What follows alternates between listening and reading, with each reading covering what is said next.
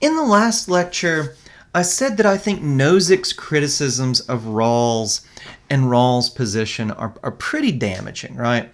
I don't know that they're fatal. Maybe there are things that Rawlsians could say, but I think they're pretty damaging. And I think they cast doubt on a common line, that some people on the left who are, not necessarily Rawls would reach for, that inequality in itself is a bad thing that stands in need of some moral justification. They also, and you'll hear on the left, this argument that bad luck itself, good luck and bad luck create obligations. I also think Nozick gives us reason to doubt that. But Nozick wants to go beyond just criticizing some common, criticizing Rawls and some common positions on the left. Nozick wants to argue for a positive position. And Nozick's positive position is the so-called night watchman state. And what Nozick says is that the state's only legitimate function is to protect persons and property. The state should protect you in the sense that it should keep other people from doing things that hurt you, and it should keep them from taking your property without your consent or damaging your property, but it shouldn't do anything else. This is very radical, and it would require huge changes. Think about this, right? In Nozick world, would the state provide anything like SNAP, right? Would it help people who can't afford to eat to afford food? No, right? Look, if through your bad luck you can't afford food and I haven't done anything to harm you, then, it's not the case that, by forcing me to help you, the state is protecting your person or property from me, right? I'm not doing anything to you. If I were trying to kill you, then the state would very legitimately stop me from doing that. But there's a difference between trying to hurt or kill someone and just refusing to help, right? Nozick very much draws this distinction that Thompson also draws. And Nozick would say, well, the state should keep us from hurting each other. And the state should keep us from stealing or damaging each other's property. What the state shouldn't do is to force us to help one another. That is illegitimate, Nozick says. The state shouldn't step in and redistribute income to ensure inequality. But even more than that, the state should not force people to help each other. So in Nozick world, you wouldn't have things like SNAP. You wouldn't have community colleges. There would just be a lot that the state currently does that Nozick would say is illegitimate. The state wouldn't even be able to build roads in Nozick world, right? Roads are nice, they help us to get places, but, there's no way the state could say, oh, by building a road here, I am protecting someone's property or their person, right? In Nozick world, all the state would do is basically have a military to protect us from foreign aggressors who might want to hurt us or damage or take our property, and it would have police. The state is there to protect our physical persons when other people want to do things that harm us, or to protect our property when other people want to take it, damage it, whatever. The state is not there to force us to help one another. Does Nozick's argument actually establish this? I'm a bit dubious that it does. So we've seen that Nozick's argument does establish, or there's reason to think, I think he makes a pretty good case, that inequality in and of itself is not unjust. And that the mere fact of inequality doesn't mean that the state has a right to come in and take people's money to create a just distribution of resources.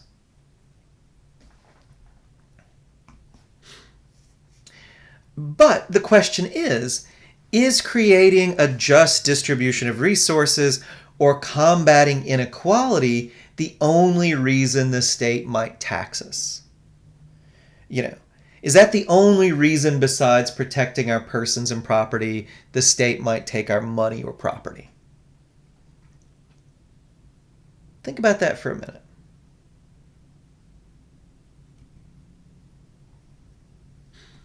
Well, one of the reasons the state might tax us, might take our resources, is to help people in dire need, right? In fact, a lot of programs that the state has, that the government has, SNAP, commonly called food stamps, Medicare, Medicaid, Social Security, unemployment insurance, and things like provisions in so-called Obamacare, the Affordable Care Act, that make sure everyone has insurance.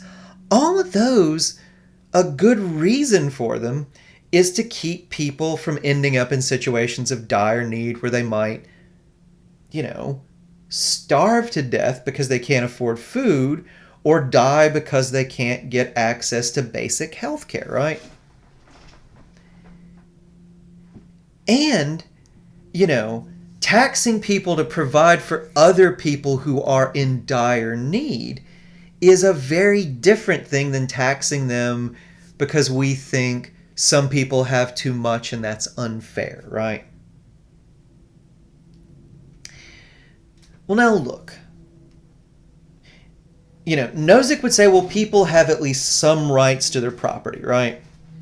Well, you need to show, if you say that the state taxing people to help others, we all pay in a bit of money for the payroll tax for, Social Security and Medicare, state finances Medicaid, indirect ways we all pay for people who couldn't afford health insurance to get it, Well, to justify taxing us in those ways, Nozick would say you need to show that people in need like that have a right to assistance. We have a right to property. Only another right could trump that. Well, do they really have a right to assistance? Remember, Thompson says no, and I think Nozick would say no as well. But I'm not so clear on that. In fact, I think people do have a right to assistance. Well, but then you need to show that that right to assistance trumps property rights. Does it? Nozick says we don't have a right to assistance. I say we do, but Nozick would say, well, even if you think people have a right to assistance, you still need to show me that can trump property rights, right? Thompson had this argument that even if people have a right to assistance, it doesn't trump our right to our own bodies. Nozick would, I think, say even if people have a right to assistance, it doesn't trump property rights. Is he right about that? I don't think he is. In fact, I think it's very, very hard to deny that the proper answer to both of these questions is yes. And I gave this example before when we talked about Thompson's views on abortion and her claims that there's no duty to assistance, but I think it's worth revisiting it, right? Imagine a hiker lost in the woods and it's cold and she's hungry, she's been lost for days and, it's going to be it's getting colder and colder, and she needs shelter and food if she's going to survive, right? In her wanderings, she comes across a cabin. Obviously, this is someone else's property, right? we'll just stipulate it's not on government land. It's obviously somebody else's private property, right? Maybe there's even a big sign out front that says Steve's cabin, no trespassing, right? Well, she goes up, no one's home, the cabin's locked tight. But she sees that, there's food in there. There's a stove. She could survive the night if she gets in this cabin and has, shelter, heat, and food and water, right? It'd be odd if she could see this from the window, but, maybe she even has good reason to think there'll be a map in there and she can finally find her way out, right? But at the very least, this cabin will allow her to survive. Now look, Steve has a right to his property, right? This is his cabin. But would any of you think that this hiker has done anything wrong if she breaks in, if she takes a rock and smashes a window or whatever to get in this cabin so that she can get food and shelter and water to survive? She breaks out a pane of the window of Steve's cabin's front door. She eats some of his food. She burns some of his wood. Would any of us think that she has done anything wrong? Should she just patiently wait outside the cabin and freeze or starve to death if Steve doesn't show up because it would be wrong to damage and take Steve's property without his consent? No. I don't think anyone would say that, right? That's stupid. I don't know of any other way to put it. That is just stupid. That is, right? We would think because of her dire need, because of the fact that she might die if she doesn't get shelter and food and water, it is justifiable for her to break in and eat the food, use the wood to keep warm, right? And if we think that, I think we would say she has a right to assistance that trumps the owner of the cabin's right to his property. And if we say that, then it's very hard to deny that the state would be justified in taxing us to keep people from dying because they don't have health insurance. It's very hard to deny that the state would be justified in taxing us to keep people from, getting kicked out of their house onto the street in their old age because they don't have enough money, right? If the state takes, a few $100s from every paycheck, well, especially if you earn a lot of money, that's probably the equivalent of, it's not even the equivalent of having your window in your cabin broken, right? Peter Singer, another famous philosopher who, as I've said before, Peter Singer thinks a lot of crackpot things. But, even a broken watch is right twice a day, and this is a pretty good example. Singer has this example. He says, well, look, if a child was drowning in shallow water in front of you, and you could save this child by wading into this water, imagine the water is muddy and it might ruin your nice pants. Imagine it's cold and you're going to get your legs cold. Well, Singer would say, and I think we would agree, we would have a duty to wade into that water and rescue that drowning child, even if it meant, oh no, my nicest pair of pants is ruined and my legs are cold, right? In the same way, I think it's hard to deny we have a duty to help our fellow people, even if that takes a bit out of our paychecks, because the equivalent of what it takes is about like ruining a nice pair of pants or getting our legs cold, right? If that's true, then a lot more than the night watchman state is justified. It seems perfectly justified for the state to do things like provide health insurance, for the state to do things like provide unemployment insurance or food stamps, right? if we really have a right to assistance, and unless you want to say this woman has to sit outside the cabin and starve, I don't think you want to deny that. Well, if you really think people have a right to assistance and that right trumps property rights, then it seems that the government is well within its rights to take some people's property to help other people in dire need. And one thing I want to add, it doesn't seem that people have to earn this by good behavior, right? If the woman outside the cabin, let's say that she did something dumb, right? You know, I used to live in the Smokies. I would go hiking a lot in the Smokies, and people would do stupid stuff on the trails all the time, right? In fact, you know, at the kind of trailheads, I would see the rangers talking to people who had high-heeled shoes on, who just were inappropriately dressed, and the rangers would be trying to convince them not to take this hike like that or whatever, and constantly making a sort of sound like Marge Simpson in The Simpsons, right? But let's imagine that this hiker does something dumb, right? She doesn't look at the map enough. She gets lost because she's being careless, not paying enough attention, you know, to the way the trails are blazed. Would you then say, oh, well, you know, it's her fault she's lost, so that means she doesn't have a right to break into Steve's cabin and take his food? If it wasn't her fault that she was lost, then she could break in, then she'd have some right to Steve's food and his wood. But because she was a careless hiker, she has to sit outside and starve and freeze, right? I don't think most people would say that, right? Or imagine the child in the water. If you say, well, you know, I mean, he was playing on that log and we all knew the log was slippery.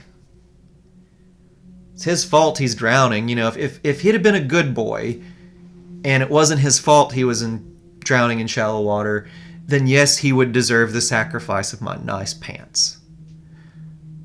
But he was misbehaving. He was out on that log. He's a bad kid. Let him drown, right? No, if you said that, you would be a sociopath, right? Even if it is in some sense this kid's fault that he's in the water, if you can save him by minor sacrifice, I think we would all say you have a duty to do that. And in the same way, if people are in dire need, even if that is to some extent due to mistakes on their part, I think we would say, unless you want to say that the kid deserves to drown or the woman should just sit outside the cabin and, you know, meekly die unless Steve comes along, I think we would say people have a right to assistance that they don't need to earn through good behavior, right? Anyway, I think that's an important point that goes beyond like the damage it does to Nozick's philosophy. One final point I want to make against Nozick is, you know, and there's a lot to be said about this, but there is a huge and obvious problem with the very idea of historical principles of justice like his. So Nozick says that our property, we have a right to our property if we can trace it back to just original acquisition and there has been a just series of transfers.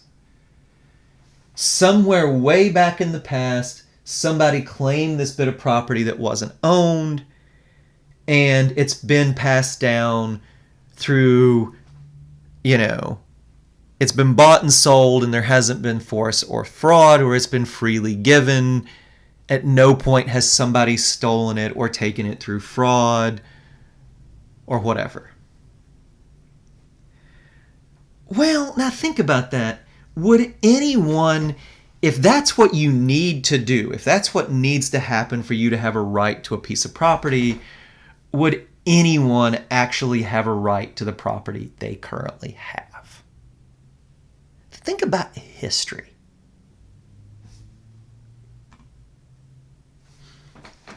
How much property that any of us, that anyone has the right pedigree? fraud and theft are very widespread in human history. I think this holds for every country in the world, in different forms, but I mean, think about American history. There was slavery, right? People's labor was stolen from them. There was, taking land from the Native Americans. And I mean, that's a very complex thing. The idea that it was always just people stealing land through force. The history's more complicated, but there are definitely cases where that happened, right? Most of Tennessee and Georgia was stolen from the Cherokee by force.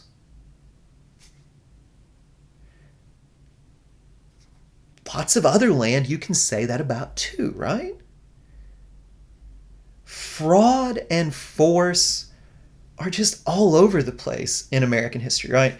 You go into Appalachia, you get these poor farmers, the coal companies come in, these people don't know what they're signing, but they sign away the mineral rights to their land. For pennies, the coal companies come in and ruin their land, take this coal that's worth millions, right? That's not force. That's maybe not as bad as what was done, to the slaves or through the Native Americans, but it's still fraud, right? That's all over the place in American history. I'm just thinking of the three things that occur to me right off the bat. You could go deeper, I'm sure. And I'm not arguing America's uniquely bad or anything. I think our history is pretty typical. Anywhere you want to go in the world, I think there's going to be force and fraud if you look at the history. But if there's force and fraud, then people don't have a right to their property because at some point the series of just transfers has been broken. Well, if that's the case, what do we do? Well, what Nozick says is, if there's been force or fraud in the past, if there's been cases where there aren't just transfers, then either the people who've had their property taken by force or their descendants are owed some kind of payback for that.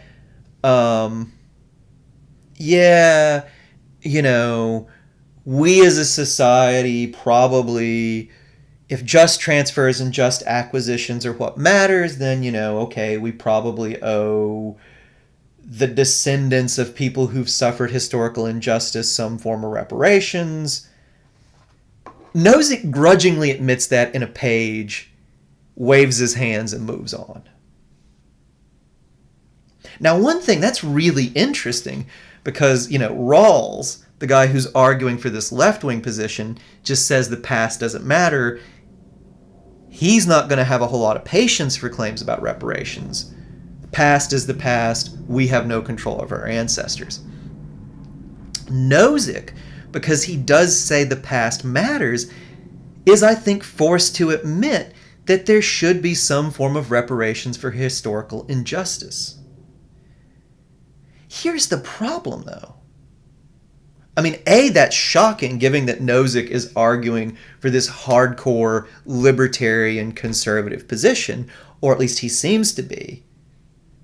And he seems to just sweep that under the rug, there's some reparations owed, but whatever, moving right along. The big problem is, Nozick gives us no way to determine how much and who's owed, right? If I take $50 from you, it's pretty clear what an adequate reparation or payment would look like, right? I need to give you $50 back, maybe with a little extra for you not being able to use your money while I had it. If I defraud you out of a piece of land, well, it's pretty clear what I need to do to make that right? I need to give the land back, or, imagine that I've ruined it in such a way it's no longer worth anything. Well, in that case, I need to give you fair market value for the land I stole, right? But it's just incredibly hard to think about, well, what is owed to people because of injustices done to their ancestors? How do you compute a monetary amount for people's labor being taken, for large tracts of land hundreds of years ago being taken? How do you figure out who owes for that historical injustice? How do you figure out who's owed, right? I mean, plenty of people are descended from both the victims and the perpetrators of historical injustice, right? Maybe there's some way to answer these questions. Nozick doesn't even try. And without some sort of answers to these questions, well, it's obvious that current property holdings aren't just because they involve force and fraud. There's not a series of just transfers. So we need some way to make it right. And if we can make it right, and starting from this position where we've made things right, then everybody would have a right to their property. But Nozick gives us no idea what we would need to do to make it right. And without that idea, it's just not clear to me that Nozick's theory even applies to the real world. At some point, I think Dworkin likens it to a fairy tale. And without some account of how we make up for historical injustices, which we have to take seriously on Nozick's theory, then I think it is fair to call it a fairy tale. It's a fun little sci-fi story maybe, but doesn't seem like it applies to the real world. So Nozick's positive vision for a night watchman state, I think his arguments for that are bad. And I think it creates some huge problems that he never even tries to seriously solve. On the other hand, his arguments against Rawls, the arguments against this idea that the mere fact of inequality creates some obligation for the state to step in and do something about inequality, I think those are pretty damaging. Now, when we look at Anderson, she's going to try to give us some reasons to think inequality is bad. She will admit to Nozick that, yes, inequality in and of itself is not a bad thing. Rawls is wrong to think that inequality is something that's bad that the state needs to come in and fix in and of itself.